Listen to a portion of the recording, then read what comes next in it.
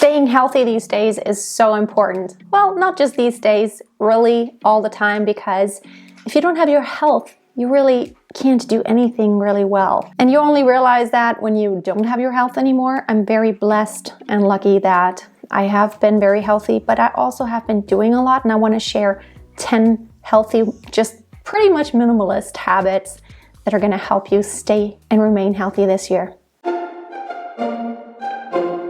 Hi there, just in case you don't know me yet, my name is Freya and I'm an aspiring minimalist and health nut pretty much. I've read hundreds of books about biology, science, and just general health. I'm very interested in just learning about my body and about nature, how things work on this planet, how life works. And I want to share some things that I found have made a big difference in my life. If you have been following me for any length of time, you know that I love nature, and walking outside every day I think is something that keeps you very healthy. I go for a walk every day because I have a dog, but even if I didn't have a dog, I would probably go outside every single day. Walking is good for your heart rate. It's also good for relaxing. I feel that it really helps me mentally also.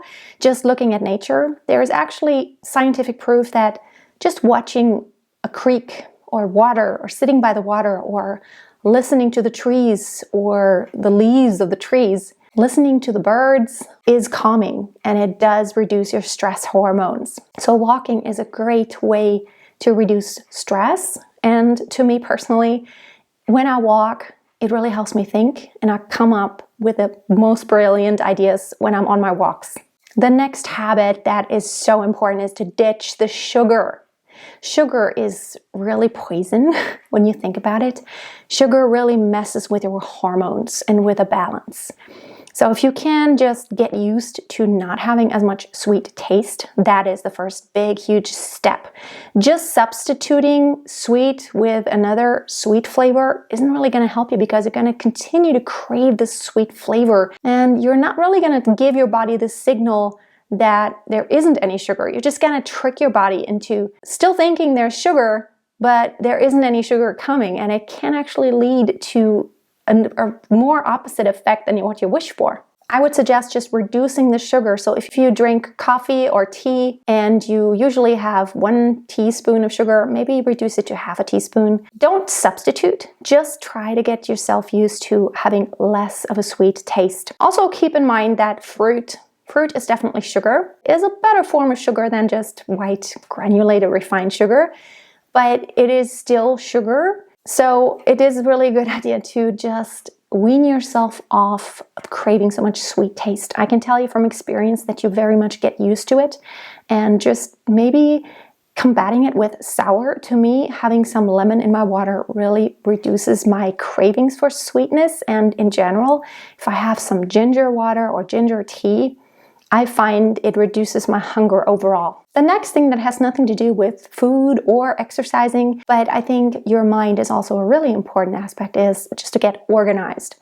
When you are calm on the inside because you don't see the clutter all around you, it does also reduce your stress. And we all know that stress is really poison for your body also. It's the #1 cause really for a lot of disease. So get organized, declutter your house, and it's going to calm your mind. It does mine. It really helps me when I just continue to declutter and I don't see stuff lying around everywhere. And when I'm organized, I don't get stressed because I can't find stuff. One other thing that has really made a big difference, I feel, to balance my hormones out, is intermittent fasting. I do it off and on. Sometimes I do it for a few weeks at a time, sometimes just for a few days at a time. But I do notice that once I get used to skipping a meal or just drawing out the time during which I don't eat, my body gets used to that pattern and doesn't release the ghrelin. The ghrelin is it's a hormone that makes you hungry. It really follows the pattern that you live on. So if you usually eat at 9 a.m., your ghrelin will go up right then. And if you get used to not eating at that time, your body will also get used to it. After about 2 or 3 days, I feel the hunger just subsides a lot.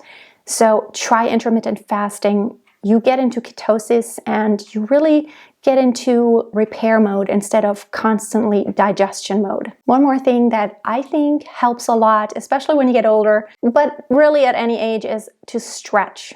I try to stretch every single day because I feel keeping the range of motion for a lot of my muscles, whether it's arms or neck or my legs. I am not quite there to do the splits yet again, but it's not about achieving anything. It's really about staying limber enough to where, if I did pull something or I did fall, because I have more range of motion in my muscles, it's not as easy to injure myself. Plus, I think it is really relaxing to stretch. What's also really, really important is your sleep. Don't underestimate how important your sleep is. If there's anything you can do to optimize your sleep, whether it's going to bed just a little bit earlier, I know how it can go. Sometimes it's hard to find an end in the evening. I'm a natural early bird, so I know that if I don't go to bed in time in the evening, I will be tired the next day. And I'm really, really big on just telling everyone, guys, I need my sleep.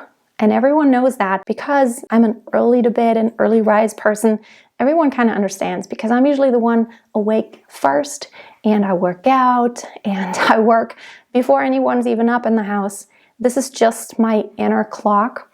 So whatever your inner clock is, try to respect it if at all possible. I know with work and all, it's sometimes not possible, but if you can, try to get into the same routines all the time and stick to it, because your body really needs, it's almost like this hormonal rhythm and that dance of hormones. And if you stick to the same habits around the same times during the day or night, your body has a much easier time to have that sleep and wake pattern. And always keep in mind, your brain repairs itself when you sleep. Things from your short-term memory move into your long-term memory during your sleep. Your body replenishes and repairs a lot while you sleep. So of course you want as much repair as you can possibly get, especially when you get a little bit older. So sleep, so important. Another thing that I just love doing is to drink herbal tea. It can make a huge difference in your life, and I would highly suggest start learning about herbs that grow right in your area. A lot of them have a lot of medicinal uses that you may not even know about. There are a lot of herbs that grow for free around you when you walk through the forest or a field. Try to learn about them. What do they do? And you may have something that you can find an herb for. It doesn't have to be anything where like you're sick. But for me, for example, I like to support my body with herbs. My cycle gets so much better when I support it with herbs. Being 46 this year, turning 47, I feel that herbs have done a lot for me. And I can't believe how well everything goes in my body, and I attribute that partly to the herbs that I use in cycles. And I try to listen to my body, and if there's anything that I notice, whether there's any bloating, those are minor signs and just little signals, little messages your body sends you. And if you don't just suppress the symptoms, but you actually try to just support your body to help itself to get in balance, I think that is so much better. And I haven't taken any medication for a really long time, and I never really have. Okay, the next thing is to commit to exercise. This is very minimalist because all it takes is maybe 15 to 30 minutes of your time every day. But if you commit to exercising every single day, when I'm going through my period, I do it lightly, but I still do something. I either go for a longer walk, but I also stretch. You might do a easier yoga session, but there are so many apps out there and YouTube videos that are so much fun. You can do everything you need to do really with your own body weight, but commit to exercising every single day. Now, you may be younger than me or older than me or the same age. The older you get, the quicker you lose what you've worked for when it comes to physical, strength. So I find that even if I just rest for 2 or 3 days in a row, that just puts me in a place where I don't feel as fit and agile and strong anymore. So exercising every single day, and I don't mean every day hard, and don't push it every day, but do something every day to just challenge your muscles in some way, your cardiovascular system in some way, your heart rate, get it up somehow. And if you do that every single day for the rest of your life, unless there's something really majorly wrong with your body, I promise you're going to feel so good. Here's something else that I've read so many studies on: vitamin D. More than 70% of people, I think here in Germany, and I know that it is like that in almost every Western country, is deficient in vitamin D. Now, vitamin D is technically not a vitamin, it's more of a hormone, and it has a lot to do with your well-being.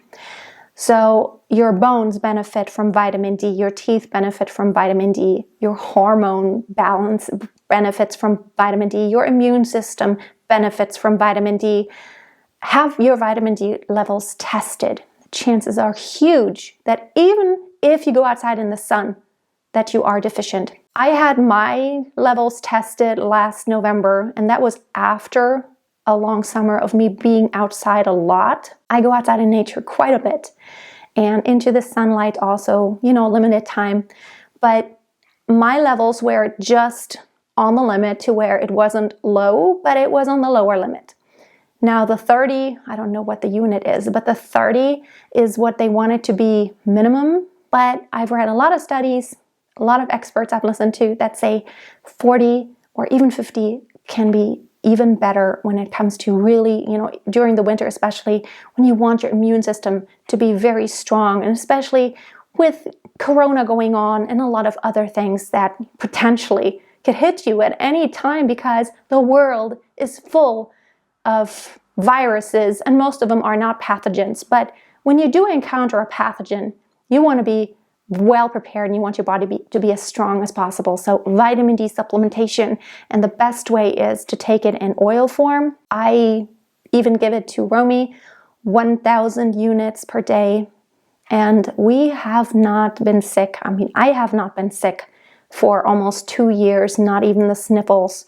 And Romy, she gets the sniffles sometimes, but I feel there has been improvement since I've been giving her a little bit of vitamin D every day. And the last point I would like to make is just listen to your body and find out what is best for your body. I read a lot of books and I listen to a lot of experts. I listen to tons of podcasts about health with the world-leading experts in their field about some aspect of health or biology. And what I have learned is just that no two bodies are the same.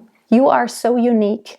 And your diet is going to be unique. It's not going to be like anyone else's. Now, certain principles do apply. For example, that sugar has certain effects on your body and that you need certain nutrients. But whatever you need is very unique. What exactly you need is very unique. So listen to your body. And I think when you start living every day just a little bit more like a human being was supposed to live, like we were designed to live, you're going to feel so much more that you can actually just read your body's signals so much better. I feel that I have such a good feeling for when I'm in balance and when there's something not quite right, so that I can then react. And when you're tired, for example, it's not an inconvenience, but it's your body's way of telling you to either slow down or that there is some kind of deficiency when you're chronically tired. Even if you're just not chronically tired, but right now you're tired, that is your body telling you your energy has been used and you now need to rest in order to just create more energy. So keep in mind that you are one of a kind, you're unique, and your needs are unique. Your diet, your sleeping patterns. Don't compare yourself to anyone, and don't let anyone compare you to anyone else.